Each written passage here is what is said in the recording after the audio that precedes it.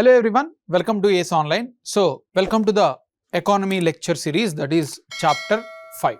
So ఇప్పటివరకు మనం 4 chapters complete చేసుకున్నాం అండ్ ఈ వీడియోలో మనం ఇన్ఫ్లేషన్ గురించి చూద్దాం. సో ఇక్కడ హెడ్డింగ్ చూడండి, ఇన్ఫ్లేషన్ టేమ్డ్ అండ్ యాంకర్డ్ అంటే మీనింగ్ ఏంటంటే మన ఇండియాలో ఇన్ఫ్లేషన్ని మనం కంట్రోల్ చేసి మనకు కావాల్సిన రేంజ్లో ఉంచుకునేలాగా చేశాము అని ఎకనామిక్ సర్వే అనేది చెప్తుంది అనమాట. So this is what we're going to deal. అయితే ఈ టాపిక్ మనకు కొన్ని చాప్టర్స్ ఇంపార్టెంట్ అని చెప్పుకున్నాం, కొన్ని అన్ఇంపార్టెంట్. సో ఇది medium kind of right. First chapter అలాగే సెకండ్ ఫోర్త్ మోర్ ఇంపార్టెంట్, ఇది సమ్ వాట్ మీడియం, బట్ అన్నీ కూడా తెలుసుకోండి. సో డీటెయిల్స్ అనేవి మనం చూద్దాం. సో ఎకనామిక్ సర్వే మనకి గ్లోబల్ లెవెల్లో అంటే మన ఇండియాలో ఇన్ఫ్లేషన్ ఎంత ఉంది అలాగే ప్రపంచంలో ఎంత ఉందో కంపేర్ చేసింది అనమాట. సో అవి కూడా స్టేట్మెంట్ బేస్డ్ అడగచ్చు, లేదా డైరెక్ట్గా ఆ నెంబర్ ఎంత అని కూడా అడగచ్చు అనమాట. సో ఇక్కడ చూడండి, emerging markets and developed economies. Emerging markets EMDE అంటే emerging markets and developing economies, not developed one. Emerging markets and developing economy అంటే బ్రెజిల్, చైనా, ఇండియా. సో ఇక్కడ ఓవరాల్గా ఇన్ఫ్లేషన్ అనేది మనకి 5.3%, అంటే క్రిందటి ఇయర్తో పోలిస్తే ఇప్పుడు మనకి 5.3% ఇన్ఫ్లేషన్ పెరిగింది ఈ ఇయర్లో, రైట్. అలాగే ప్రపంచం యావరేజ్ తీసుకుంటే 4.2% ఇన్ఫ్లేషన్ ఉంది. సో ఎగ్జామ్లో ఈ 4-5 అడిగి దేనికి ఎక్కడ ఏ కేటగిరీలో హై ఇన్ఫ్లేషన్ ఉందని అడుగుతారు. నెక్స్ట్ ఇండియా చూసినట్టయితే యావరేజ్గా 2020, ఇవన్నీ కూడా 2025లో 2.8% ఇన్ఫ్లేషన్ ఉంది. అండ్ అడ్వాన్స్డ్ ఎకానమీస్లో అంటే డెవలప్డ్ కంట్రీస్లో యూరప్, యుఎస్ఏ వాటిల్లో 2.5%. అండ్ చైనా అయితే చూడండి ఆల్మోస్ట్ 0. ఇన్ఫ్లేషను తక్కువ ఉండకూడదు, ఎక్కువ ఉండకూడదు. జనరల్గా అయితే ఎక్కువ ఉండకూడదు అని అందరూ అనుకుంటారు, బట్ తక్కువ ఎందుకు ఉండకూడదు? ప్రొడ్యూసర్స్ అనే వాళ్ళకి ఫేవరబుల్గా ఉండదు. వాళ్ళు లాస్ట్ ఇయర్లో ఒక 100 గూడ్స్ ప్రొడ్యూస్ చేసి ఒక 90 అమ్మేసి ఇంకొక 10 నెక్స్ట్ ఇయర్లో కొంచెం ఎక్కువ రేటుకి అమ్ముకోవడానికి వాళ్ళకి బెనిఫిట్ అవుతుంది అనమాట. సో వాళ్ళు కొంచెం ఇన్ఫ్లేషన్ ఉండడం కూడా ఇష్టపడతారు. అయితే చైనాలో ఆల్మోస్ట్ 0% ఉంది కాబట్టి the companies don't like to invest more, వాళ్ళకి ఎక్కువ ప్రాఫిట్స్ అనేవి రావన్నమాట. So this is the world scenario with respect to India. ఇండియాలో అలాగే ప్రపంచ దేశాల్లో ఎలా ఇన్ఫ్లేషన్ ఉందనేది మనకి చూపించింది అనమాట economic survey. Highest emerging markets and developing economies మన ఇండియాలో అయితే 2.8% ఉంది అనమాట, right. So very important observation. Next బ్రీఫ్గా ఇంట్రడక్షన్ ఇచ్చింది, అంటే ఎకనామిక్ సర్వే ఇన్ఫ్లేషన్కి సంబంధించిన కొన్ని ఇన్సైట్స్ అనేది ఇచ్చింది. అవేంటో చూద్దాం. Global disinflation trends. So inflation అంటే డిస్ఫ్లేషన్కి ఆపోజిట్, అంటే తగ్గుతూ, అంటే ఇన్ఫ్లేషన్ స్లోగా వెళ్తుందని. Understand this, so you may get confused. So మీరు ఎకానమీ క్లాసెస్ వినుంటే you know better. Deflation, disinflation. Deflation అంటే ప్రైజెస్ తగ్గడం, 100 రూపాయల నుంచి 90, 80 ఇలా తగ్గుతూ రావడం డిఫ్లేషన్. డిస్ఇన్ఫ్లేషన్ అంటే ఇన్ఫ్లేషన్ అనేది స్లోగా పోవడం, అంటే 100 నుంచి 101, 102 స్లో పెరుగుతుంది, కానీ చాలా స్లోగా పెరుగుతుంది. సో ఇక్కడ ఏం చెప్తున్నారంటే ఎకనామిక్ సర్వేలో ప్రపంచవ్యాప్తంగా డిస్ఫ్లేషన్ ట్రెండ్స్ ఉన్నాయి, అంటే ఇన్ఫ్లేషన్ అనేది చాలా స్లోగా రేట్లు పెరుగుతూ ఉన్నాయి అని చెప్తున్నారు అనమాట. ఓకే, సో ఎందుకు అని అంటే ఆయిల్ ప్రైజెస్ ప్రజెంట్ సినారియోతో విజువలైజ్ చేసుకోవచ్చు. ఇది 2025 లాస్ట్ ఇయర్ది ఎకనామిక్ సర్వే. సో అంటే ఏం చెప్తుందంటే లాస్ట్ ఇయర్ ఫుడ్ అలాగే ఫ్యూల్ రెండు కూడా స్టేబుల్ ప్రైసెస్ ఇంకా కొంచెం తగ్గాయి కాబట్టి ఆ ఇన్ఫ్లేషన్, ఓవరాల్ ఇన్ఫ్లేషన్ కూడా మోడెస్ట్గా ఉన్నది, అంత పెరగలేదు అని చెప్తుంది అనమాట. Okay, commodity price movement, gold, silver, copper, ఇవన్నీ కూడా కమోడిటీస్. సో ఇవి ఫస్ట్ ఇనిషియల్గా తగ్గిన తర్వాత కాపరు, తర్వాత అల్యూమినియం, ఇవన్నీ కూడా తర్వాత పెరిగిపోయాయి అన్నమాట. సో ఇనిషియల్గా ఫస్ట్ బిగినింగ్ ఆఫ్ ద ఇయర్లో తక్కువనే కానీ తర్వాత పెరిగిపోయాయి అని చెప్తున్నారు. Next on industry costs, lower commodity inflation, అంటే ఈ కాపర్ ఇవన్నీ కూడా అంత ఎక్కువ ప్రైజెస్ లేవు కాబట్టి టోటల్ ఓవరాల్గా ఇండస్ట్రియల్ గ్రూప్ ప్రైజెస్ కూడా కంట్రోల్లో ఉన్నాయి, తక్కువగా ఉన్నాయి అని ఎకనామిక్ సర్వే చెప్తుంది. సో ఇప్పుడు ఒక చార్ట్ ఇచ్చారు మనకి, చూడండి. Global food and oil inflation trends 2025. Blue colour వచ్చేసరికి మనకు ఫుడ్, ఆరెంజ్ కలర్ వచ్చేసరికి ఆయిల్. ఫుడ్ ఇన్ఫ్లేషన్ చూడండి, జనవరి బిగినింగ్లో మనకి 5% ఇన్ఫ్లేషన్ ఉండేది, ఇది తగ్గుతూ 2.4%కి వచ్చేసింది డిసెంబర్కి. అంటే 2025 జనవరి నుంచి డిసెంబర్ వరకు ట్రెండ్ ఎలా ఉందని అడుగుతారు. So food inflation has kept reducing or decreasing from January to December in 2025 statement based అడుగుతారు. సో మెల్లిమెల్లిగా తగ్గుతూ వచ్చిందనమాట. అదే ఆయిల్ ప్రైసెస్ చూడండి, జనవరి నుంచి 23% తగ్గిపోయాయి ఇప్పుడు మేలో, మళ్ళీ మెల్లిగా సెప్టెంబర్లో పీక్ రీచ్ అయ్యి అండ్ దెన్ లాస్ట్లీ 15% తగ్గింది. సో ఓవరాల్గా అంటే ఇది ఏ మంత్తో కంపేర్ చేస్తున్నారు, లాస్ట్ ఇయర్ 2024 జనవరి 2025 జనవరి, అంటే 2024 జనవరి నుంచి 2025 జనవరిలో ఇన్ఫ్లేషన్ ఎలా ఉందని తగ్గింది ఇక్కడ పెరిగింది. సో అంటే ఓవరాల్గా తగ్గింది, బట్ ట్రెండ్ చూడండి. సో ఓవరాల్గా మనకి డిసెంబర్కి వచ్చేసరికి 15.45% తగ్గింది. అంటే ఆయిల్ ప్రైసెస్ అంతా కూడా తగ్గుతూ వచ్చాయని చెప్తుంది ఎకనామిక్ సర్వే మనకి details. Next emerging markets and developing economy, Brazil, China ఇలాంటివి, వాటి ఇన్ఫ్లేషన్ ట్రెండ్ తీసుకుంటే ఓవరాల్గా మనకి ఇందాకలే చూసాం మనం ఎంత ఉంది ఎమర్జింగ్ మార్కెట్స్లో 5.3 ఉంది 2025లో. సో అది ఇంతకుముందు వరల్డ్ ఎంత ఉంది 4.2%, వరల్డ్ అయితే 4.2%, దానికన్నా కూడా ఈ ఎమర్జింగ్ మార్కెట్స్లో ఇన్ఫ్లేషన్ ఎక్కువే ఉంది. సో వీళ్ళు ఏం చెప్తున్నా అంటే ప్రపంచంలో 4.2% ఇన్ఫ్లేషన్ ఉంది, కానీ ఎమర్జింగ్ మార్కెట్స్ ఓవరాల్గా బ్రెజిల్, చైనా ఇలాంటి వాటిలో మనకి 5.3% రైజ్ అయింది. కానీ ఇప్పుడు 5.3% వరకు ఉంది. కానీ ఇప్పుడు ఏం చెప్తున్నారంటే మన ఇండియాకి వస్తున్నారు, మనం ఇండియా కంట్రోల్లో ఉంది, మన ఇండియా కూడా ఎమర్జింగ్ మార్కెటే, కానీ యావరేజ్ తీసుకున్నట్టే 5.3, కానీ మన ఇండియాలో 2.8%. సో అంటే మీనింగ్ ఏంటి, ఇండియా మిగిలిన ఎమర్జింగ్ మార్కెట్స్తో పోలిస్తే మనం బెటర్గానే పెర్ఫామ్ చేస్తున్నాం అని మనల్ని మనం పొగుడుకుంటున్నాం అనమాట. That is what economic survey says. Next Brazil saw rising then moderate inflation, అంటే బ్రెజిల్లో పెరిగింది. రష్యా కూడా ఎమర్జింగ్ మార్కెటే, ఇక్కడ హై ఇన్ఫ్లేషన్ వచ్చింది, ఎందుకంటే వార్ వల్ల, ఉక్రెయిన్ రష్యా వార్ జరుగుతుంది కదా దానివల్ల.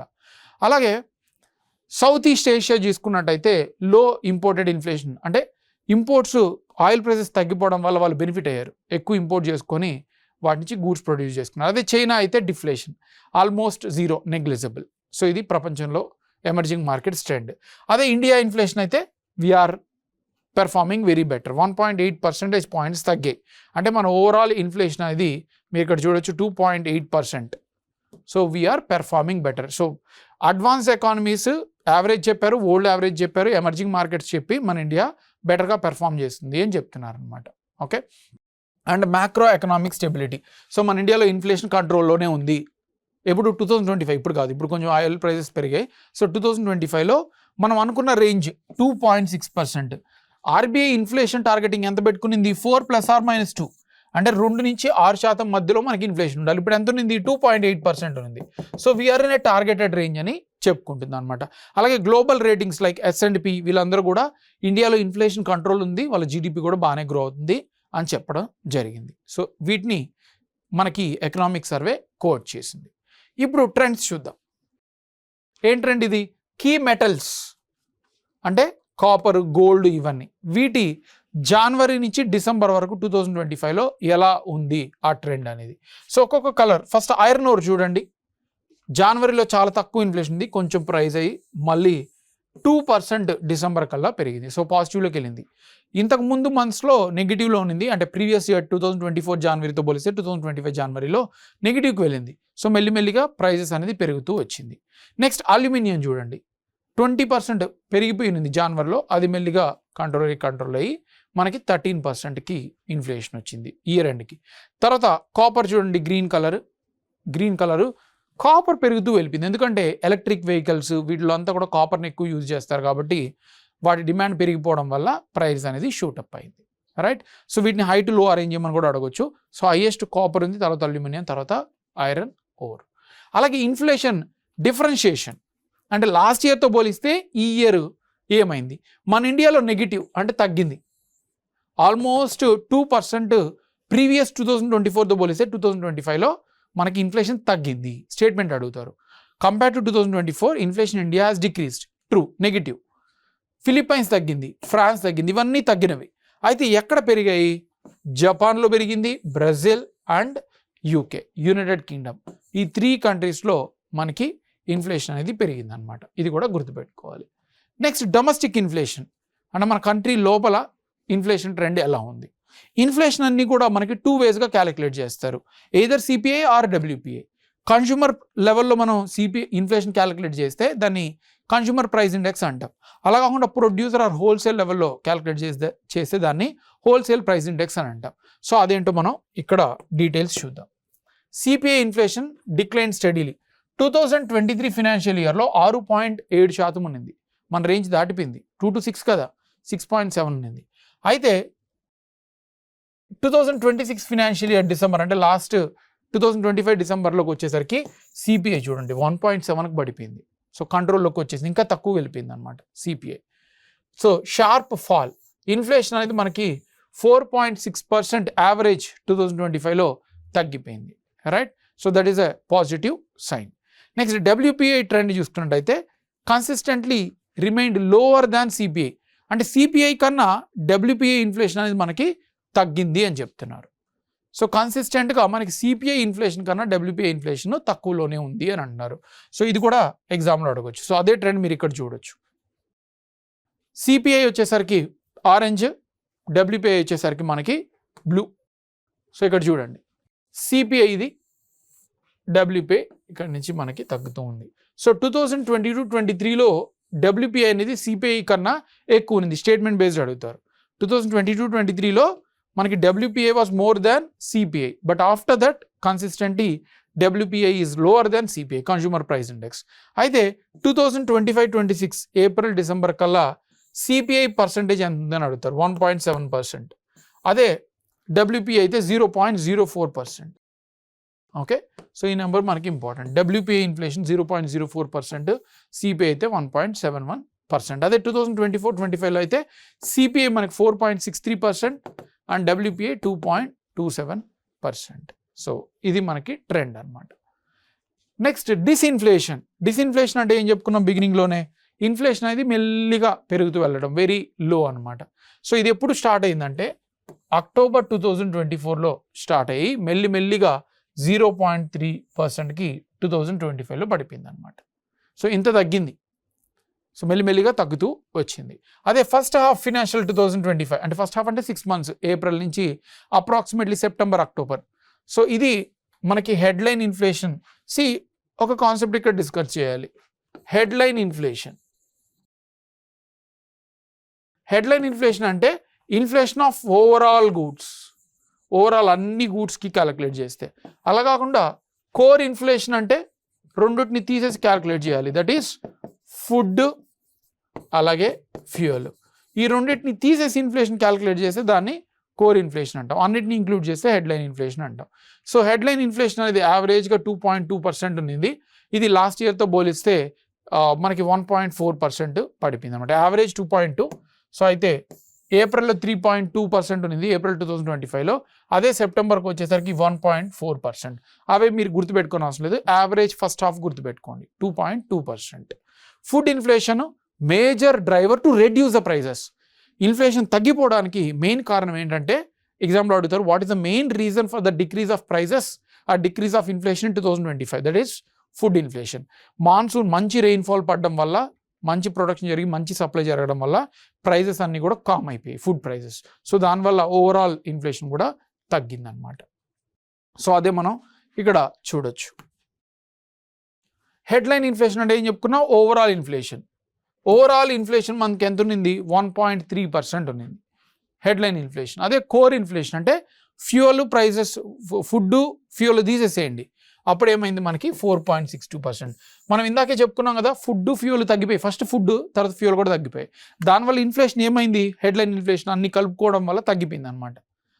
అదే ఫుడ్ ఫ్యూయల్ తగ్గిపోయాయి కదా, వాటిని తీసేసామనుకో కొంచెం ఎక్కువ ఉంటుంది, obvious reasons. So core inflation వచ్చేసరికి 4.62%. ఫుడ్ ఇన్ఫ్లేషన్ చూడండి నెగిటివ్కి వెళ్ళిపోయింది, -2.7%. అంటే ఉన్నదానికన్నా ప్రీవియస్ ఇయర్స్తో ఇంకా పడిపోయింది. సో దానివల్లే హెడ్లైన్ ఇన్ఫ్లేషన్ అనేది తక్కువకి వచ్చింది. సో ఇవి మనకు అడుగుతారు. సో 2025 డిసెంబర్ కల్లా ఏ ఇన్ఫ్లేషన్ ఎక్కువ ఉంది? కోర్ ఫస్ట్, తర్వాత హెడ్లైన్, తర్వాత ఫుడ్ ఇన్ఫ్లేషన్ తక్కువ ఉంది. Okay, so core inflation relatively sticky. అంటే 2024 అక్టోబర్ నుంచి డిసెంబర్ 2025 ఆల్మోస్ట్ సేమ్ ఉంది, 3.8 నుంచి 4.2. సో 1% కూడా పెరగలేదు. స్టిక్కీ అంటే ఆల్మోస్ట్ సిమిలర్, 0.8% పెరిగింది. సో ఇది దేనికి అని అంటే, ఎందుకు స్టిక్కీగా ఉన్నదంటే gold, silver prices main investment అనేది షిఫ్ట్ అయ్యారు. చాలామంది గోల్డ్, సిల్వర్కి షిఫ్ట్ అయిపోయారు. సో దానివల్ల కొంచెం పెరిగింది, కానీ మిగిలినవన్నీ కూడా కామన్గా ఉన్నాయని చెప్తున్నారు. ఓకే, సో ప్రీషియస్ మెటల్స్ ఇవన్నీ కూడా మనకి యావరేజ్గా ఫస్ట్ తగ్గాయి తర్వాత పెరిగాయని కూడా మనం చెప్పు. ఓకే, సో ఇప్పుడు ఈ ట్రెండ్ చూడండి. Core inflation blue colour, core inflation ఇందాకే చూసాం కదా, ఇక్కడే చూసాం మనం 4.62, సేమ్ దాన్నే కంపేర్ చేస్తున్నాడు. Core inflation 4.62 and core inflation excluding precious metals and diamonds, అంటే గోల్డ్ ఇవన్నీ డైమండ్స్ ఇవి తీసేస్తే అప్పుడు ఇన్ఫ్లేషన్ ఎంత అయిందో చూడండి, 4.81. సో కాస్త మనకి పెరిగింది అనమాట. సో వాటిని తీసేస్తే అవి నార్మల్గా ఉన్నాయి, పెద్ద ఏం పెరగలేదు. సో అవి తీసేస్తే మనకి 4.81. Next core inflation excluding gold silver తీసేయండి, ఇప్పుడు చూడండి ఇన్ఫ్లేషన్ ఎంతకు వచ్చేసిందో 2.27. అంటే గోల్డ్ సిల్వరే మనకి ఎక్కువ ప్రైజెస్ ఉన్నది. Gold silver prices last year బాగా పెరిగిపోయాయి కాబట్టి ఇన్ఫ్లేషన్ షూట్ అయింది. వాటిని తీసేసి ఇన్ఫ్లేషన్ క్యాలిక్యులేట్ చేస్తే 2.27% ఉన్నింది. Lastly core excluding precious metals అలాగే గోల్డ్ సిల్వర్ వీటిని అన్నిటి తీసేస్తే ఇన్ఫ్లేషన్ ఎంత ఉంది, 2.36. సో ఫస్ట్ కోర్ ఇన్ఫ్లేషన్ ఎంత ఉంది, 4.62. తర్వాత ఎక్స్క్లూడింగ్ ప్రీషియస్ మెటల్స్ డైమండ్స్ తీస్తే 4.81, గోల్డ్ సిల్వర్ తీసేసి క్యాలిక్యులేట్ చేస్తే 2.27, రెండింటిని తీసేస్తే 2.36. సో ఇవి మనకి inflation trends of precious metal. Okay, same అదే నెంబర్ మనకి జూన్ నుంచి డిసెంబర్ ఎంత ఉంది మనం ఆల్రెడీ డిస్కస్ చేసింది అనమాట. అయితే ఈ ఇన్ఫ్లేషన్ మనకి ఎందుకు తగ్గింది అని అంటే క్యాలిక్యులేషన్లో బేస్ ఇయర్ వల్ల. బేస్ ఇయర్ అంటే ఏంటి, ఏదైతే ఇయర్తో మనం ఇన్ఫ్లేషన్ పెరిగిందా తగ్గిందా క్యాలిక్యులేట్ చేస్తున్నాం దాన్ని బేస్ ఇయర్ అంటాం. సో ఆ బేస్ ఇయర్ ప్రైజెస్ ఏదైతే 2011-12 ఉన్నాయో అవి అప్పుడు ఎక్కువ ప్రైజెస్ ఉన్నాయి. ఇవన్నీ కూడా అంటే మనం క్యాలిక్యులేట్ చేసే బేస్ ఇయర్, ఆ బేస్ ఇయర్తో పోలిస్తే ఇప్పుడు ప్రైజెస్ అనేవి మనకి తగ్గాయి. సో ఎందుకు తగ్గాయి అంటే ఆ పర్టికులర్ ఇయర్లో ఆ బేస్ ఇయర్ మనం ఏదైతే రెఫరెన్స్ తీసుకున్నామో ఆ పర్టికులర్ ఇయర్లో డిఫరెంట్ రీజన్స్ వల్ల ఈ మెటల్స్ ఇవన్నీ కూడా ఎక్కువ ప్రైజెస్ ఉన్నాయి. సో దాంతో పోలిస్తే ఇప్పుడు ప్రైజెస్ తగ్గాయి అనమాట. ఇన్ఫ్లేషన్ అనేది కూల్ అయింది. సో బేస్ ఎఫెక్ట్ వల్ల మనకి ప్రైజెస్ అనేవి కూల్ అయ్యాయని చెప్తున్నారు అనమాట. నెక్స్ట్ విత్ ఇన్ అగ్రికల్చర్లో మనకి ఇన్ఫ్లేషన్ ప్రైజెస్ చూడండి, వెజిటేబుల్స్, పల్సెస్, స్పైసెస్ ఇవి అడుగుతారు ఎక్కడ ఏవి హైయెస్ట్ ఉన్నాయి అని.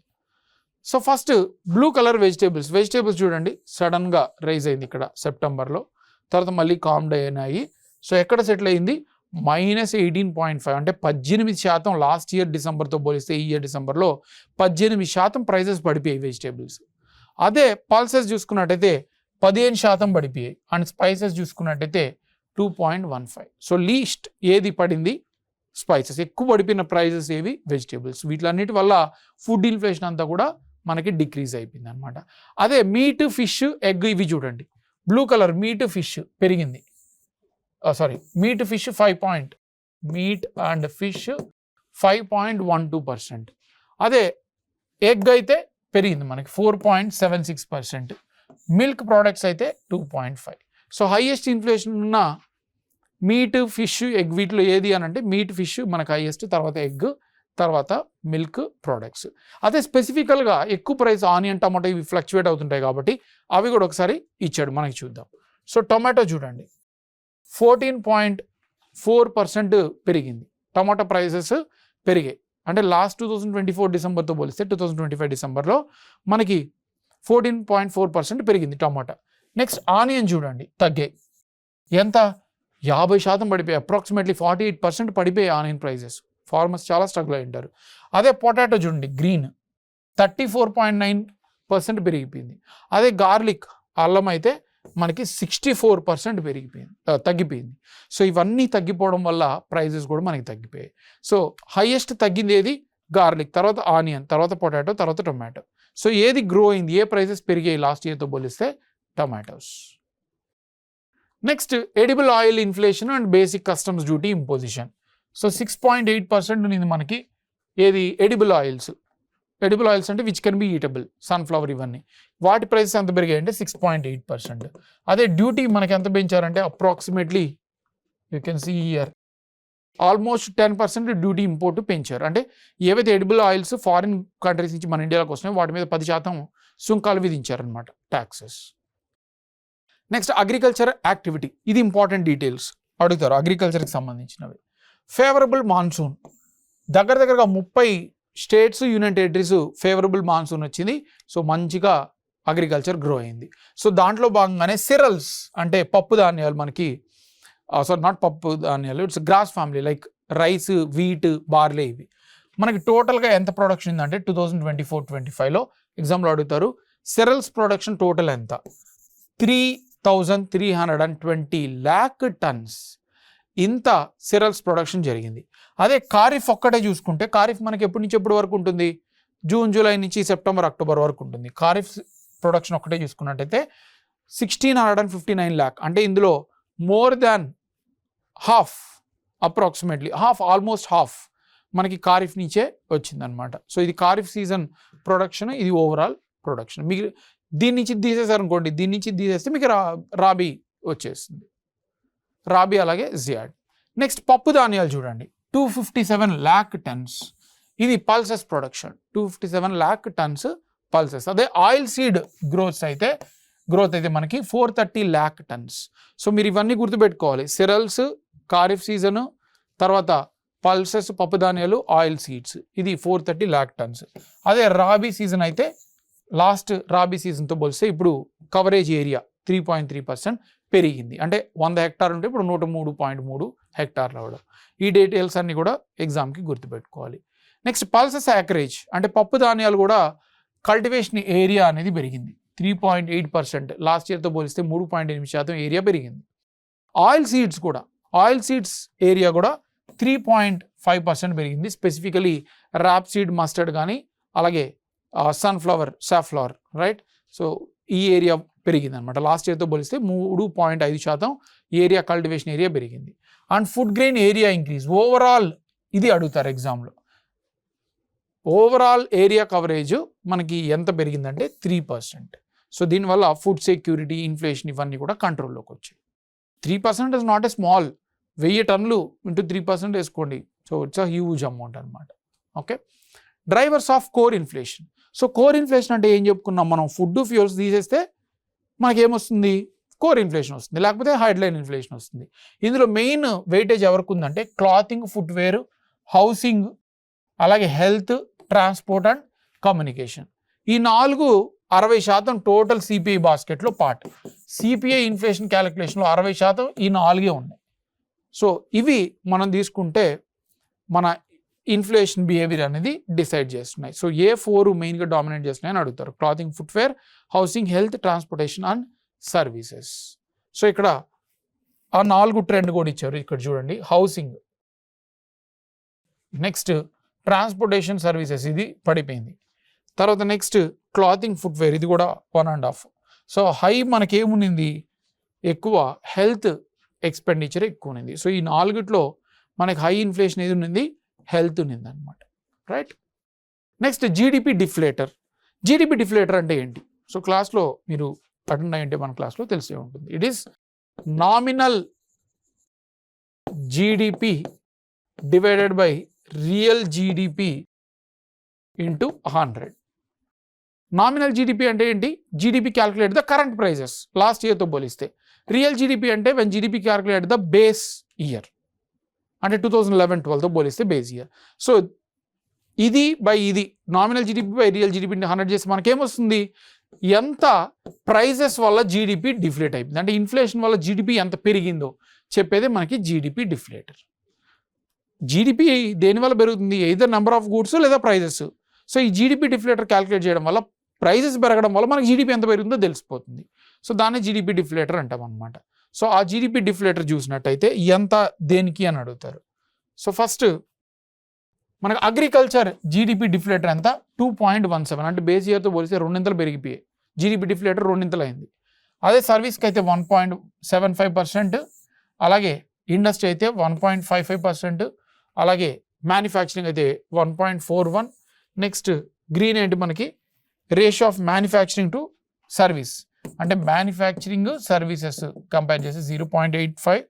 అలాగే manufacturing yellow, manufacturing with respect to agriculture, manufacturing with respect to agriculture అయితే 0.65. సో అన్నిటికి కూడా కంపేర్ చేసాం. ఇందులో హైయెస్ట్ జీడిపి డిఫ్లేటర్ దేనికి అయింది అంటే ప్రైజెస్ వల్ల ఏది జీవీఏ అనేది మనకి ఎక్కువ పెరిగింది అని అంటే agriculture, followed by services and industry. ఇవి కూడా గుర్తుపెట్టుకోవాలి. రీజనల్ పిక్చర్ అంటే రూరల్లో, అర్బన్లో ఎలా ఉంది ఇన్ఫ్లేషన్, ఇది కూడా అడుగుతారు. బ్లూ కలర్ అనేది రూరల్ 2023 జనవరి నుంచి 2025 డిసెంబర్ వరకు ఇచ్చారు. సో మనకి ఇన్ఫ్లేషన్ ఇన్ అర్బన్ ఏరియాస్లో 2% ఉన్నింది. అర్బన్ ఏరియాస్లో 2% ఉన్నింది ఇన్ఫ్లేషను, రైట్, డిసెంబర్ 2025కి తగ్గుతూ వచ్చింది. అలాగే రూరల్ అయితే 0.8%. సో యాజ్ ఆఫ్ డిసెంబర్ 2025 అర్బన్లో ఇన్ఫ్లేషన్ ఎక్కువ ఉంది అని స్టేట్మెంట్ అడుగుతారు, ట్రూ. రూరల్ ఉంది 0.8, అర్బన్లో 2%. ఓకే, అలాగే కోర్ ఇన్ఫ్లేషన్, ఇదేంటి మనకి హెడ్లైన్ ఓవరాల్. ఇప్పుడు కోర్ ఇన్ఫ్లేషన్ అంటే మనం ఏం తీసేసేయాలి, ఫుడ్ ఫ్యూయల్ తీసేసేయాలి. అప్పుడు క్యాలిక్యులేట్ చేస్తే మనకి నవంబర్ 2025లో ఇక్కడ మాత్రం రూరల్ ఇన్ఫ్లేషన్ ఎక్కువ ఉంది, అర్బన్ ఇన్ఫ్లేషన్ 4%. అంటే అర్బన్ ఏరియాస్లో ఈ ఫుడ్ ఇవి మనకి ఎక్కువ ఉన్నాయన్నమాట. సో ఇక్కడ రూరల్ ఏరియాస్లో మనకు కోర్ ఇన్ఫ్లేషన్ ఎక్కువ ఉంది అర్బన్తో పోలిస్తే. ఓకే, ఇది కూడా స్టేట్మెంట్ బేస్డ్ అడగొచ్చు అనమాట. Next headline inflation in states, different స్టేట్స్లో ఇన్ఫ్లేషన్ ఎలా ఉంది. సో హైయెస్ట్ గుర్తుపెట్టుకుంటే మనకి చాలు. ఏ ఇయర్ అది కూడా 2024-25, 25-26 రీసెంట్ కాబట్టి. సో ఇక్కడ చూడండి 6.04 ఇస్ ద హైయెస్ట్. ఇంకెక్కడైనా కూడా మనకు ఉందా, ఓకే, మణిపూర్ కూడా ఉంది 6.5. సో హైయెస్ట్ టాప్ 2 హెడ్లైన్ ఇన్ఫ్లేషన్లో ఏ స్టేట్స్లో జరిగింది అని అడుగుతారు. That is Manipur highest, followed by Bihar. అదే మీరు ఆంధ్రప్రదేశ్ ఎగ్జామ్ రాస్తే ఆంధ్రప్రదేశ్ కూడా గుర్తుపెట్టుకోవాలి, 4.41%, ఇక్కడైతే 1.39%. అదేవిధంగా తెలంగాణ కూడా గుర్తుపెట్టుకోవాలి. మీరు తెలంగాణ ఎగ్జామ్ రాస్తున్నారు కాబట్టి ఇన్ఫ్లేషన్ ఎంత అంటే 3.67%, ఆంధ్ర అయితే 4.41. అదే 2025-26 ఏప్రిల్ డిసెంబర్ మధ్యలో అయితే తెలంగాణలో 0.20%. ఓవరాల్గా మనకు ఆల్రెడీ తెలిసిన నెంబరే, ఆల్ ఇండియా మనం ముందే చూసాం ఆల్రెడీ ఇవన్నీ కూడా.